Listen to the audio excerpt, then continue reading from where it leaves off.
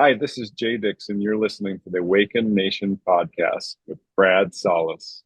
A huge shift is taking place on planet Earth. People seem to be waking up. Tired of the way things used to be, they are creating something brand new and changing the world we live in. My name is Brad Solis, and I get to sit down with the next generation of idea makers, the disruptors, and the game changers. Everyday people just like you and me from all over who are doing amazing things to Awakened Nation. Hey, everybody. I'm excited to have Mr. Jay Dixon on the show today because we get a lot of professional athletes on the show, former professional athletes, and a lot of them have the same story where they went through hell financially until they crawled out of that gutter, so to speak, and started a new business or got involved in something. And this is the guy who talks about it, not just talks about it, I'm sorry. He actually helps professional athletes make that transition. Welcome to the show today, Mr. Jay Dixon. Thank you so much, Brad. I'm excited to be here. Excited to talk about it, and glad to have be on. So thanks for inviting me. Thanks, brother. We have to give a big shout out to Mr. Damon Lemby. He has become a That's good right. friend. I had him on the show probably about 4 or 5 months ago, and he has probably sent me over a dozen guests that are just astronomically cool, doing very hip and cool things like you. So thank you, Damon. We were going to give a shout out to him. Love you, Damon. And Damon's a former college athlete. So thanks, Yeah, Damon. baseball player. Yeah. That's right. Let me touch on your bio a little bit. For those of you who don't know, Jay Dixon helps ex-athletes become CEOs of small businesses and has a brand new book out. And I love how this is written, by the way. We're going to delve into it a little bit, but the title of the book is After the Game, Bridging the Gap from Winning Athlete to Thriving Entrepreneur. I always find the meat of a book is in that subtitle, man. And that's right there. And there's a lot of quantitative research on why human and soft skills are so critical when it comes to leadership. And we're going to delve deeply into that. So if you're in HR, you're in leadership, you're a C-level executive, you're an athlete transitioning, or you need to apply some of the skills that we're going to be talking about today to your leadership acumen, please get a pen and paper before we go any further.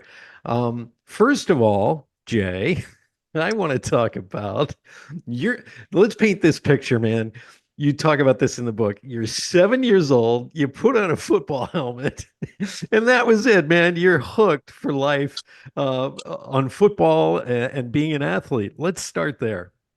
Hey, and everything else took an aside at that point, and I've had to go back to church in my later days because I wasn't going to church on Sundays. I mean, it was football year round for me, athletics year round for me. But for me, putting on that helmet at 7 years old, it was first to follow my older brother. I had an older brother that was playing the game. And I put it on, and I remember those first practices, you just getting your butt kicked. It's hot, it's sweaty, don't know what's going on, and I just fell in love with it. The camaraderie, the almost militaristic way of doing things. It was just emotion for me, and it became a part of me. So 7 years old, man, that's where it all began. I love it. I'm picturing you at 7 just running in all kinds of directions, like we see in the movies. They have no idea what they're Helmet doing. It's like, sideways, yeah, yeah, yeah. like little giants. I got the ball. Look at me, Dad. And this Yeah. is a huge thing in Texas. Did you grow up in Texas? Where'd you grow up? No, no. Southern California, Orange County, San Clemente, a little surf town, but it's put out some amazing football players. Sam Darnold, who's still playing, and my time and after me and before me, just some great football players from a small beach town in Southern Yeah. California. But back to that point, I remember when I was young, they put me at quarterback for one play. I got hit in the ribs. I never did it again. So not doing that anymore. Yeah, not quarterback material. No. So what happened in your career? Because a lot of times I see this with all kinds of professions. Julie Cameron talks about this in The Artist's Way. It's called a shadow whatever. So the thing you're really passionate about, um, you may not get a chance to do in real life, such as a lawyer who really wanted to be an artist, but his parents pushed him to be a lawyer because they didn't want a starving artist. So throughout his life, he gravitates towards buying fine art, watching and going to museums, looking at films. Were you kind of like that? Your love of football helped you gravitate into the world that you're working in today. Yeah, yeah, and well, yes, 100%. It's what I'm doing now. I had a mentor a few years ago that said, Jay, you need to make the leap from success to significance, and you need to pursue your passions in life. And for me, I love that idea of the shadow. For me, it's an identity. It's an identity that I've never quite given up, and I don't know. A lot of former collegiate or professional athletes that are able to give it up. It's kind of something you hold on to. Once an athlete, always an athlete. And Yeah. so yeah, back in, happier than can be. Love the work I do. Love the lives I can change and the people I can talk to, like yourself. This is Yep. getting it out there. I love the way your book is written. Um, uh, After the game. And the opening story starts with Kai Stafford. And I want you to tell a little bit about how these all these athletes in the book kind of come and converge together um, to help you explain just what can happen after your professional career is over. Basically, you talk in the beginning of the book about how athletes die Right. twice and explain that because I don't think people really understand the high that a professional athlete gets. I mean, it's one thing, I was in high school band and I was in the drum line, which is considered cool. Okay.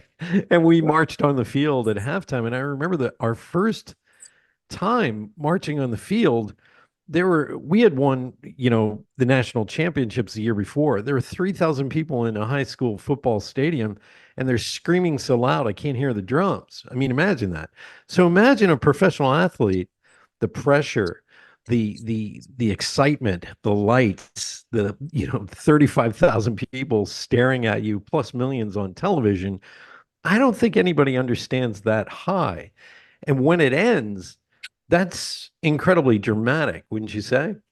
No, 100%. So athletes die twice. It's a common saying.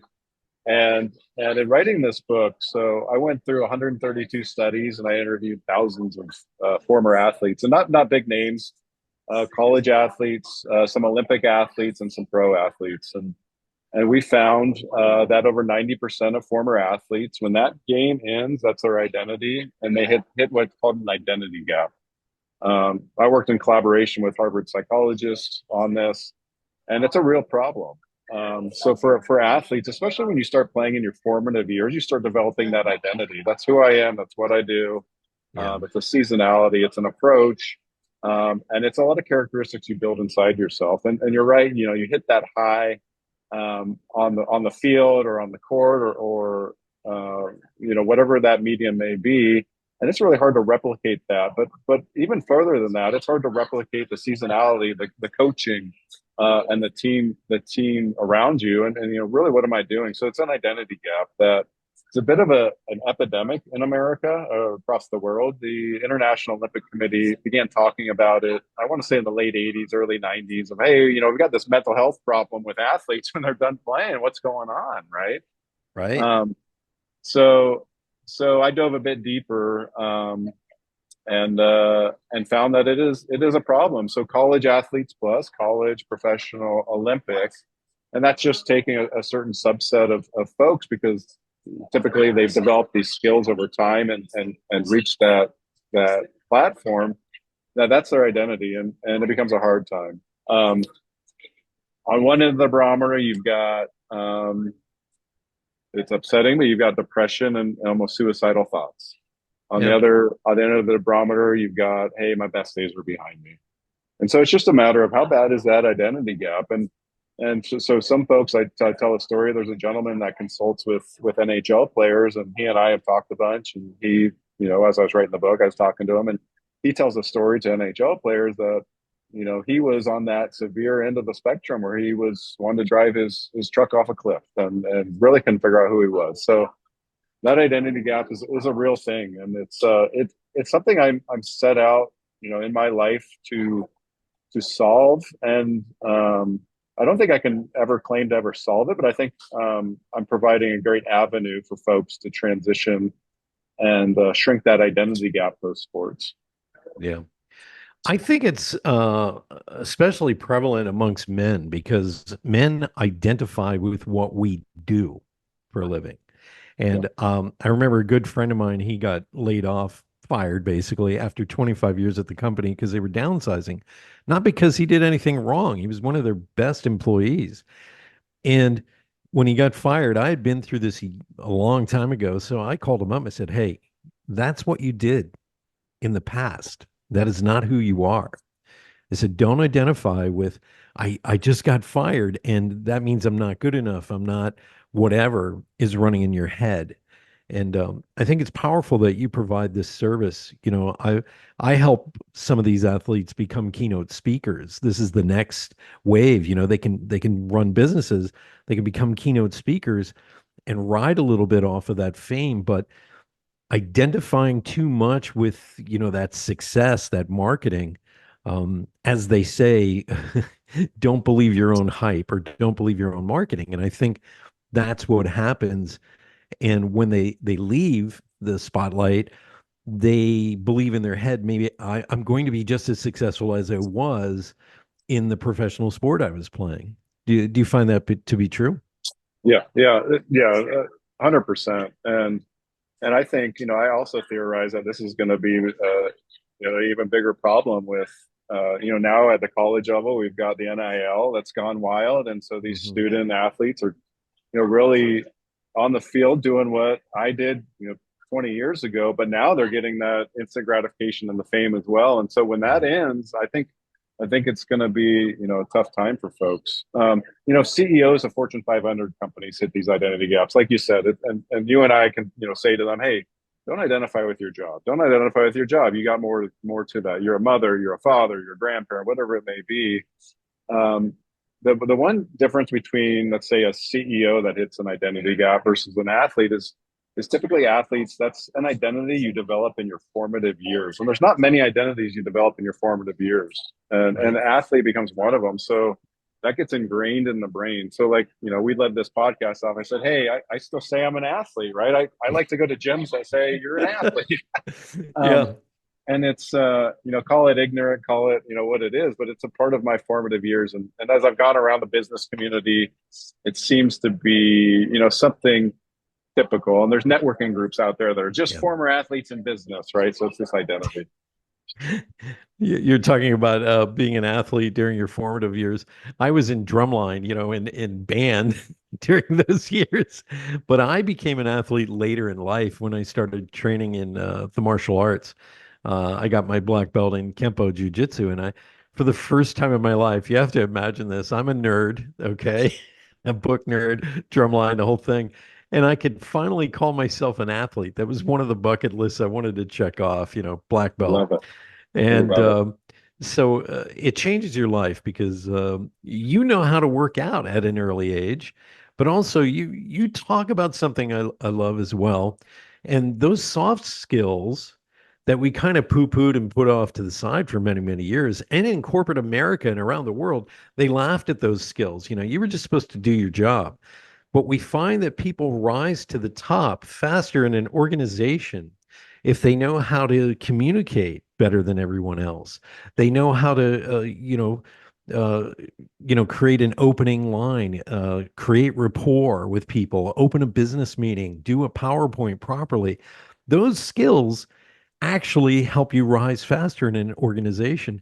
Do you find with some of your professional athletes, you either have to coax this out of them or that they already have them in spades, but they don't know how to use them? Yeah, yeah, the latter. So um, you're you're hitting the nail on the head. Soft skills are what win in business. And as Peter Drucker says, culture eats strategy for breakfast. And it does time and time again.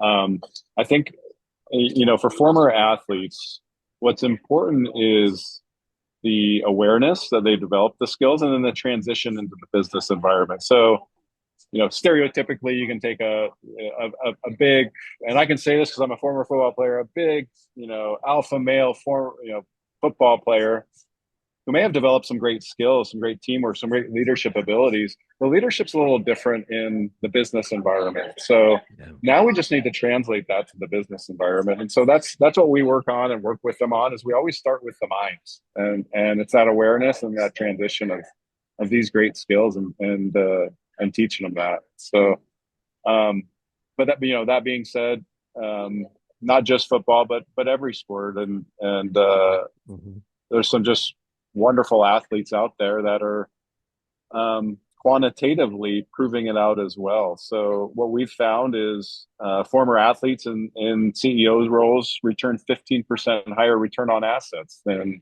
a non-athlete, and are Wow. 17% longer tenured, which means they're staying in that CEO role longer. So there's something there, right? There's some resiliency there that they're really doing this, and then finally it's I think some people out there know this, but it's on the Fortune 500. I think it's a majority of those CEOs were former athletes. So there's something Yeah. there, right? Well, I had a surprise question once during a keynote session, and I made this part stay in my keynote. Someone asked me, "What do I look for when I'm hiring the next generation?" You know, and the first thing that popped into my mind was look for people who've either been a Boy Scout, a Girl Scout, are in the martial arts. And I think you touched on why they stay longer. And it's because when you've had that teamwork training, it's time, attention, and paying attention to skills and the training is important. So the patience of getting up that mountain is already built in to a team sports environment. Wouldn't you say that's true? Yeah, yeah, and you can look at the neuroscience. You really strengthen that hypothalamus and the limbic system by persevering. I mean, Brad, you doing jujitsu and becoming a black belt. Um, undoubtedly strengthen that emotional stability, which Mhm. serves you in all aspects of your life, Yeah. and that discipline, right, and getting up. And I know there's a great book out there, I can't remember the name of it, but just getting up and making your bed and feeling that reward system, right? Yeah. And so when you develop that at a young age, and then you're able to translate that into the business, and you're resilient. I mean, you and I both know it's sometimes it's the people that just last the longest, Yeah. and just keep going. And so we can tailor that to the neuroscience. And in the appendix of the book, we outline 10 key items that we can 10 key characteristics, soft skills that we can tailor to the neuroscience Yeah. that athletics builds. Yeah. You talk about this. There's 10 mindset elements that you talk about.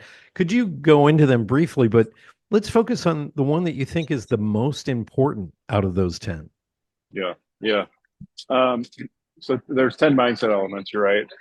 Growth mindset, growth mindset versus a fixed mindset. Um, so what I've found time and time again is there's a commonality in entrepreneurs that are successful and CEOs that are successful, and it's this mindset called growth mindset. And they actually teach this now at business schools on what is growth mindset and how to achieve growth mindset. And so we Right. dive into that, and through the book, teach the reader and how to develop it through the characters. And but I think that's for me. I think that's the most important one. I agree on that, and simply because I've been an entrepreneur my whole life, and I know that if you're not growing, you're dying. I forget who said that. Maybe it was not Peter Drucker, but Tom Peters, I believe, said that. If you're not growing, you're dying. And I think it's incredibly important to have a growth mindset because companies nowadays have to find that elusive competitive edge and really tackle it, go after it, rush into it because, some kid in a basement with software can destroy your entire business sector nowadays.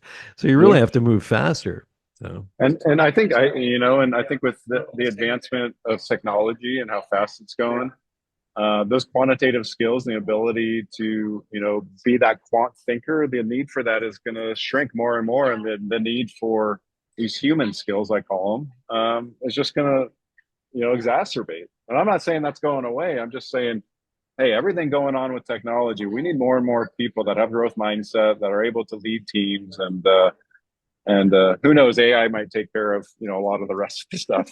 So Some woman online said, I love AI, but I thought it would be doing my dishes, my laundry, my housework, so I could actually get some real work done. Uh, it, it's not quite doing, it's not quite the Jetsons future that we envisioned. Uh, yeah. Let me ask you this. In the book, you talk about you have a proven playbook to become a CEO 11 years faster than anybody else. You want to talk about that? um, this model, and so the model in the book, the playbook in the book. So we go through the mindset elements, and we go through this really timely model that's historically only been taught at elite business schools. So coined out of Harvard and Stanford 40 plus years ago. It's called entrepreneurship through acquisition. So there's two ways to be an entrepreneur. There's starting a business, or there's acquiring and operating one. But how do you acquire an operating one if you don't have millions and millions of dollars? And Right. so Stanford and Harvard have been holding on to this, and they've been teaching their MBA students, and they've been funding them, and they've been acquiring companies across the country. I came across this model, I'd say 6, 7 years ago. I was starting an M&A firm, that's mergers and acquisitions, in New York City, Yep. and I was sitting in between a lot of deals, and I'd get these 32, 33-year-old, men and women coming in saying, hey, I'm interested in buying this $20 million business. And I'm thinking, what the heck? Okay, tell me more. Right. So I Yeah. started, so I befriended them, some of these Harvard grads and all that, and said, okay, that's what it is. And so entrepreneurship through acquisition. So in the book, we talk about it, and how do you do it? How do you go out there? How do you first find a business to buy that you want to buy? And we're also blessed to be in the country we are, because there's so many unique ways people make money, and I'm Oh, always amazed. yeah. Right. I'm amazed. I'm working. There's this guy that's I had a call with him the other day, and looking at like certification, online certification businesses. I thought that's great. This is fantastic. Um, anyways, we take them through that model, and then how do you get an investor to fund it? And for a lot of investors, so it's an emerging trend. Business schools across the country have now started offering it in their business schools. Um, I know I read UCLA Anderson just said, oh, now we're doing entrepreneurship through acquisition as an elective. And I thought, okay, that's great. Yeah. Um, because it's a need. It's a need. There's, we're going through the baby boomer businesses, seeking retirement, seeking new owners. It's the largest wealth transfer in history, and Hmm. 70% of them don't have a succession plan. Their kids don't want to take it over, so they've got these multi-million-dollar businesses. How do you buy them? The difference is in the book, what we talk about, and what I do as well, and working with athletes, is we don't teach it the same way those business schools teach it. And there's a reason for that. One is experience. As I sat between so many of these deals, and I saw how the business schools would teach these students to come in very quantitative, sometimes where, hey, I went to Harvard Business School. And a lot of times, to be honest, a middle America small business owner, that he or she put his heart and soul into the business, they don't care where you went to school. They don't care No, about your they don't. quantitative stuff. They want to sell to someone that shares the same values and they can trust, because that's their baby. But we still teach those quantitative skills. And so in the book, it talks about that model and how to do it. And again, there's a reason for that. One, my history and my experience, kind of came to a whole. Two, it's a timely opportunity, and three, I really wanted to set athletes up that are in this identity gap within a successful position. So I believe starting businesses are fantastic. If you have an idea, go do it, and if you fail, Yeah. that's fantastic. But if you win, you win. However, the data says that 60% of you are going to be more successful in acquiring a business, while 90% of you are going to fail in starting a business. So there's an ethos to it as well, getting these people in Yeah. successful roles, and then using their skills they developed in sport to drive those businesses forward. Um, so Yeah. yeah, entrepreneurship through acquisition. Average age, it's a 40-year model. Average age is 32 years old. Average equity earned for these entrepreneurs is 6.2 million. And for investors, the average on the latest 40-year study is 5.2 times ROI. So all around, it's a win-win for money Yeah. people, for athletes, and then hopefully for small business owners. We're able to get athletes into their CEO role because they trust them. They know they can really keep that Yeah. culture and team alive. So Did you hear that, folks? Are you taking notes? There's two kinds of entrepreneurs: ones who start businesses, struggle like hell to get financing and work their way up, which may take 3 to 5 years to get there, and those who invest in already established businesses and just take them to the next level. Okay, write that down. yeah, yeah. You start cash flowing on day one. You're putting food on the table, putting yourself on the W-2 day one. Um, Uh, that's Jay, I right. gotta introduce you to somebody when we get off this show. He provides venture capital, angel financing, whatever for companies, and he's about to write his first book. And I think you guys would be a nice fit. You Love two it. could talk. Yeah, he's really good. So, I was I love laughing that. earlier. I was laughing earlier when you were talking about boomers handing off their companies and the next generation not wanting them. And I have to crack up because, I grew up in Pennsylvania and my grandmother and my great grandmother, they all collected Hummels. I don't know if you know what a Hummel is, but it's a little tiny cherubim type ceramic sculpture. And they were really popular for a while and they would gain in value through the years and people would collect them and pass them on to the next generation and they were worth a lot of money.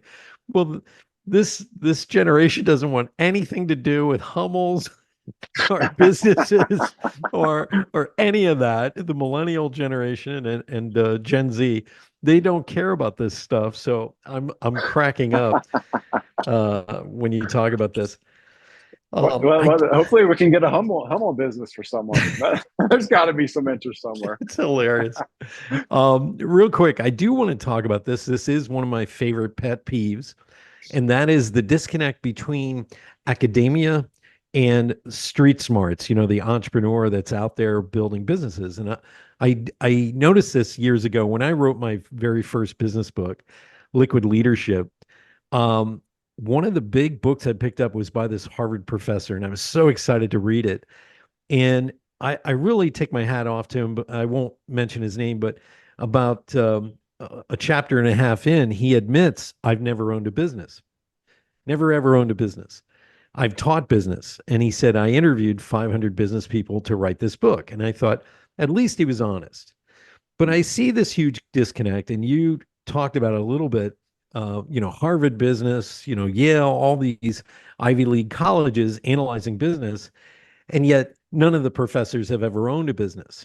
And when they meet someone like you, who's boots on the ground, you really are almost contradicting everything they're teaching. And I'm not saying one is better than the other, but I do believe they have to work in tandem nowadays because speed to business is much faster than it was in the 1950s, let's say.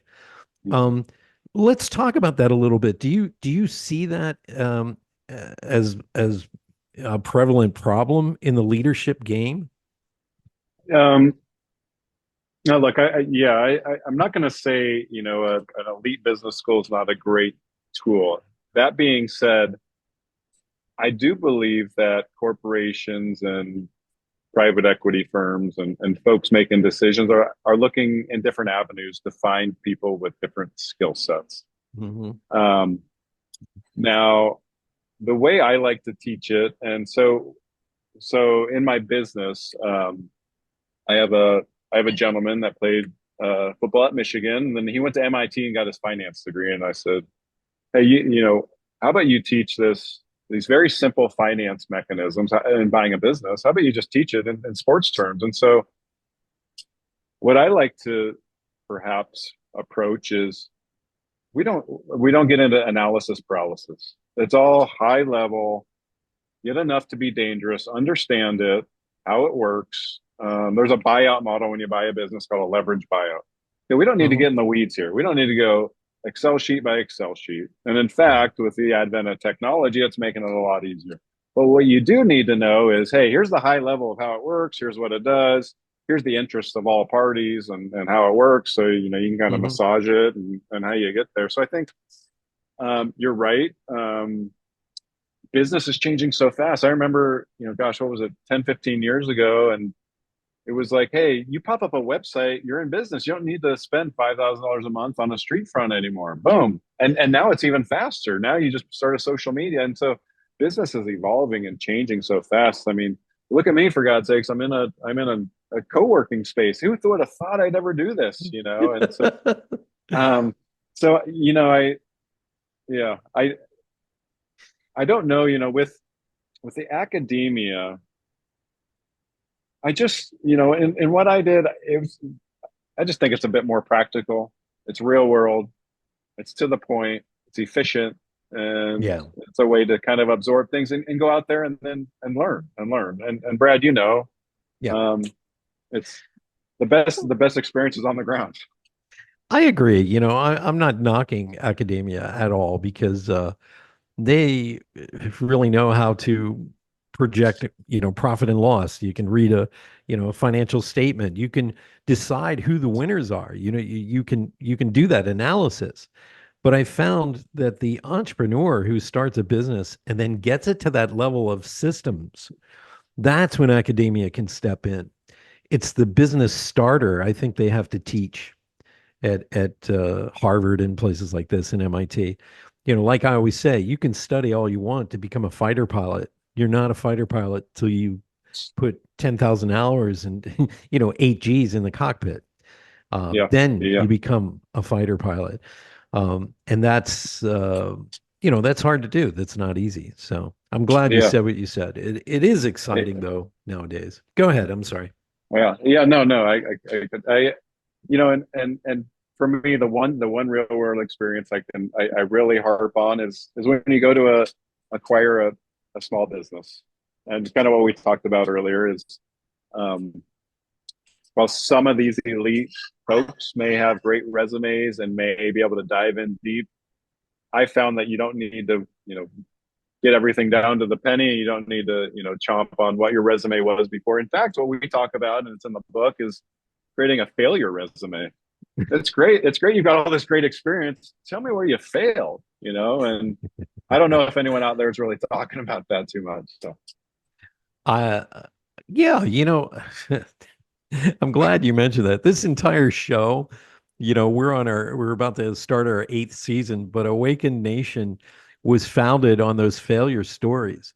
I was on 100 podcasts for probably a decade, either as a guest host or as a guest, and I hated the stories after a while because they all sounded the same. Business stories kind of sound the same if the person doesn't go, I was an alcoholic for years and then I got clean and sober. That's the story I want to hear. And nobody was talking like that.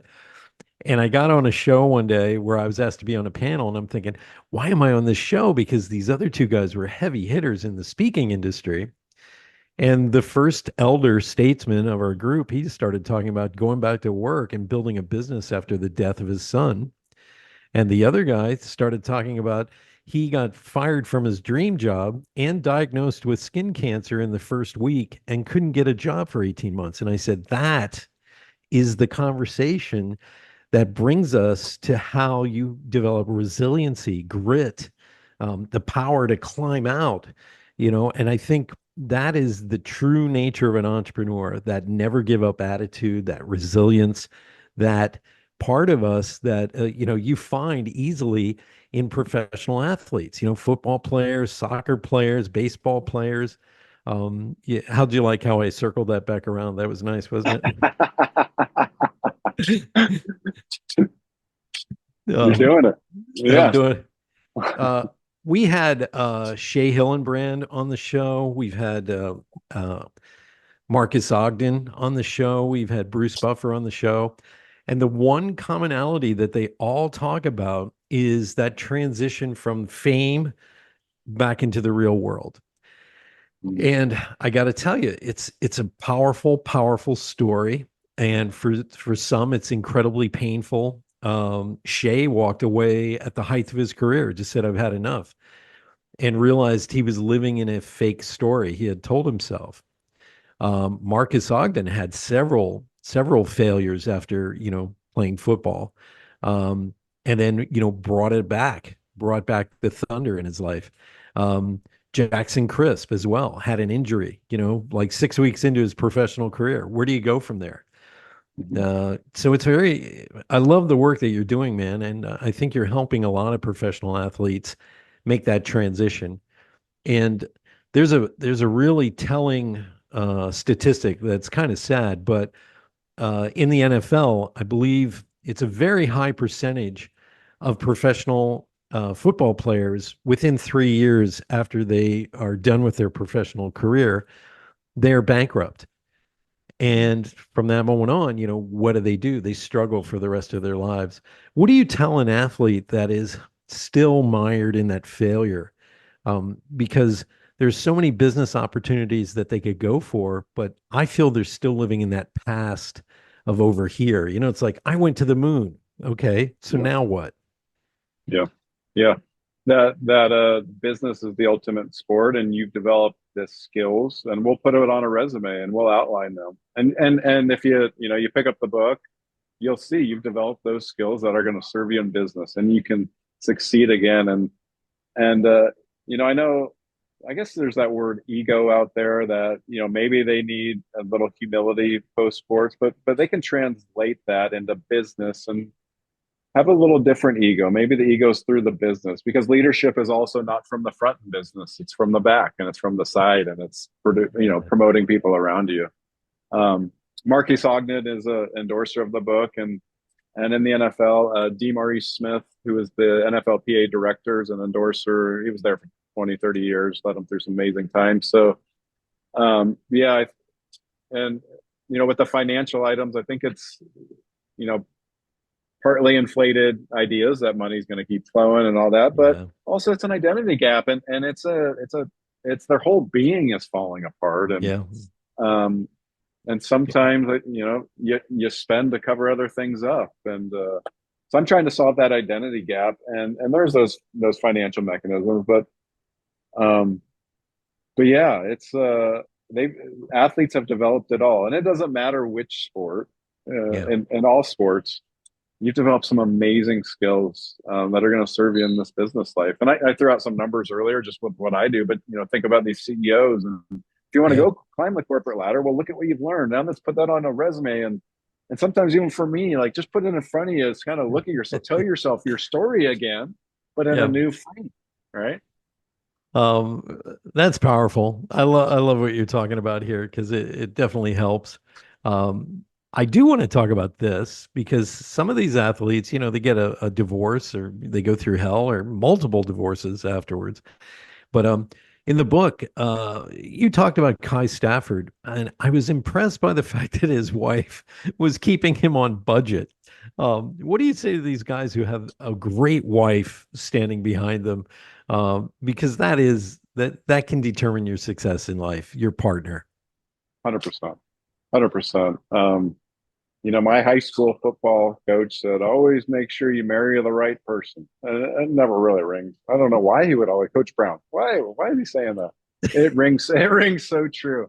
Yeah, And, especially for us men, gosh, you could, if you're marrying, some great woman, and that's, what you want, listen to her, stay on budget, and know that your life can be a long time, and $1 million doesn't go a long way. It's a lot of money, and don't get me wrong, but it doesn't go as far as it's gonna go 5 years from now, 10 years right. from now, and so yeah, I would say lean into that, and happy wife, the rest of that one. So um, Yeah, yeah, I think Stafford's well, and in the book we talk about Ty Stafford, and he's a character in there, and a lot of the intricacies of a relationship when you're going through that identity gap, and yeah, how can it can affect that relationship too. So for those athletes out there, you owe it to yourself to transition properly, and understand that if you're playing now, you already played,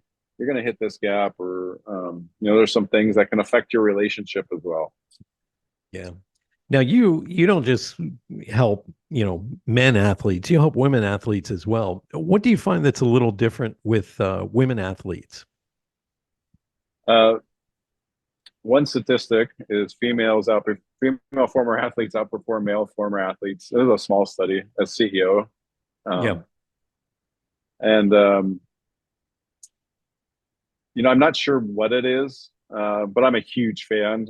Anytime we can get a top performing, um, female athlete that is intrigued and wants to, go through this route of transition and then, small business ownership Yeah. and these routes, I'm all about it. Hmm.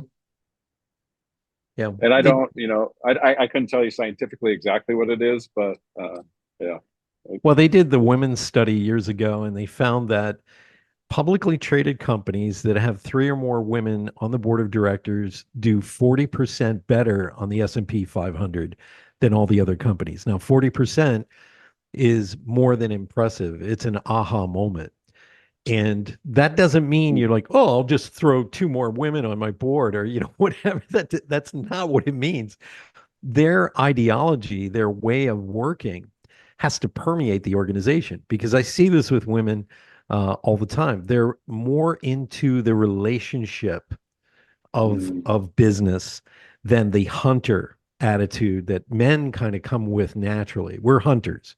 We want to stab the fish, or kill them, whatever. And we're now moving it more into farming as a sort of a business methodology. And I noticed that women are much more into the relationship gathering part of business, and I think that's their strength. mm, I've tried to adapt some of that feminine quality.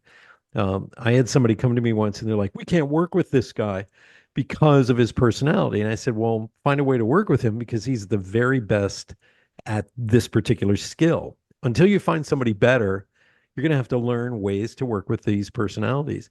And to me, that was an aha moment because I don't even know why I said that. I just realized he was really good at his job, but you had to approach him differently than other people because he had Asperger's syndrome. mm. So I think women are more compassionate in the workforce when it comes to keeping someone on maybe longer than their expiration date. But when they do fire, they fire quickly. I've noticed that. Um, a great entrepreneur that I work with is Linda Johansson James, and she's all about training and training and training people on the front line to be very interactive and very compassionate and work with those new customers. So I think we can learn a lot from women, maybe more than men in this day and age. Yeah, yeah. No, thanks for bringing that up. That's a great point. It makes perfect sense. This damn testosterone just keeps killing us. Well, I'm not going to put it down. I love the fact that, men can be men, but I think the integration of our two ways of approaching things needs to be brought together nowadays. Yeah, we can crush it, man, and we can go after it, and we can stab the bull, grab the bull by the horns, all these male metaphors, and shift them more over into, hey, we're going to create a collaborative environment, things like that. I think that Yeah, works better. yeah. It reminds me of one thing I constantly reflect on my journey and working with employees and folks is I remember this one time I'm in a conference room in New York City and we just hired a big group of hires. When I say big, it was 7 people as a growing company, and so we're Right. bringing them in, trying to develop culture. And I was telling them a story of how I was on the gym this morning. I was in the gym this morning. I'm running on the treadmill. The guy next to me he gave up and he put his hands down on his thing. And you know what I wanted to do? I wanted to stick my elbow in his back and say, "Let's go," because that's like what football would have taught me. But you Right. can't do that. And one of the employees, it was a super passionate speech. Think like a football speech. And one of the employees came and hugged me, but a few of the employees were like, "Hey, I'm a little offended," and that's what I'm like. Oh man, I need to transition this a little more. And so Yeah. there's a good example of being an athlete, and how do you transition that message? How do you transition that message? But back Yeah. to the females. I tell you what, and it's no wonder on the Fortune 500, I think it is. If you look at female CEOs, I think it's 9 out of 10, 90% of them were former athletes. So Yeah. something's going on there, and they're outperforming them. There's So something going on there that we're not talking about.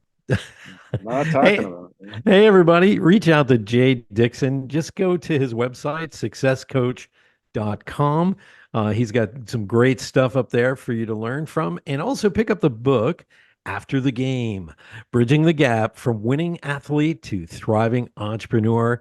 It's a great read. I was able to get through it. When I interview people, I don't get to really sit with the book for a long period of time. But what I read, I was so impressed with the way it was written, because it's all these convergent stories.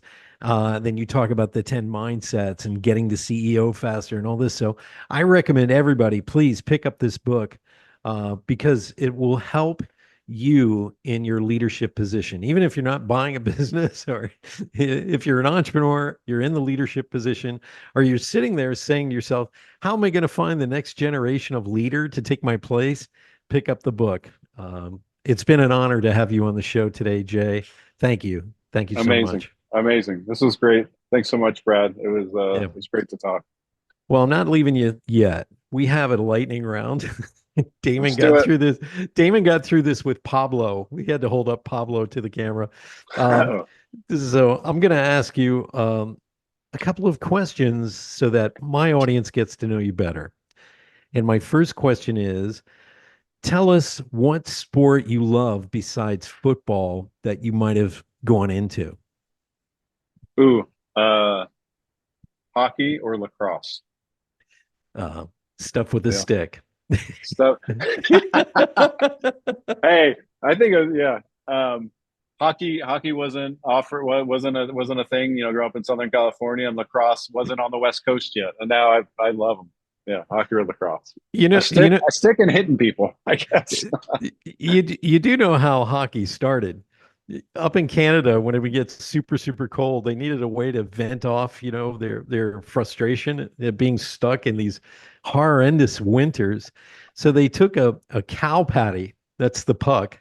It was a piece of cow poop and some sticks, and they started hitting it around, and then they would get into fist fights, and that was the whole town would come out to watch. That's how hockey started. So I Look admire your choice.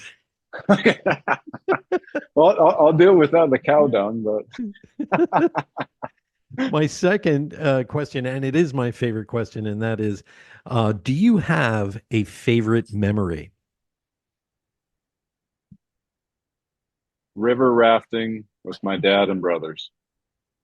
It's my favorite memory. Wow. Yeah, river rafting with my dad and brothers. My dad, I came from great family, humble beginnings. My dad was a janitor who worked his way up to the top to be a superintendent. And so I've always admired my dad, and he always spent time with us and river rafting with him. I don't know what it was and how we picked it up. We would drive, you know, 8, 10, 12 hours to go river rafting and take the brothers with us. So, yeah, it's Is a he? good memory. Wow. Is your Yeah, dad still around, or did he pass? he is. He is. He is. He is. Yeah. Yeah. What would you like to say to your dad? This will be my final question. If you had to say anything to your dad, what would it be? Um, he's always been there for me, and he taught me, humility and hard work through his actions. And it was, hearing the car start 6 a.m. every day, him out the door, and just his journey, right? Um, he took a janitor job when I was born because he wanted to take care of his kids, and he couldn't find the job, so became a janitor. Worked his way to the top and became, the head of facility. He was a superintendent, head of facilities of the state of California, and so I would say that just thanks for always being there for me, and taught me humility and hard work. Well said. Yeah. People cry on my show, by the way. Just want to let you know You had it coming. You had it coming. that. Yeah. No, that's a good question. These are great. I wasn't teed up for these, folks. I was not teed up for That's these at all. that's the whole purpose. Reach out to Jay Dixon at successcoach.com and pick up his book After the Game. I love the way it's written. As a fellow author, business author, I admire when somebody like you brings the thunder in such a great way, and I recommend that people pick it up. So, thank you, my friend, for being on Awakened Nation. Thanks so much. The Awakened Nation podcast, folks. Tune in. You got it. Thank you. And a big thank you to Damon Lemby. Thanks, buddy. Yeah, it's been great. Hey, everybody, tune in next week. We're going to have another extraordinary guest here on Awakened Nation. Until then, bye-bye for now. Thank you so much for being a big part of the Awakened Nation movement. This is how you can help me and our extraordinary guests. If you guys enjoyed this episode, please like and subscribe and share this episode out on Facebook, Twitter, and Instagram. And let's grow this movement by word of mouth. Our success is because of you. Thank you, and see you next week.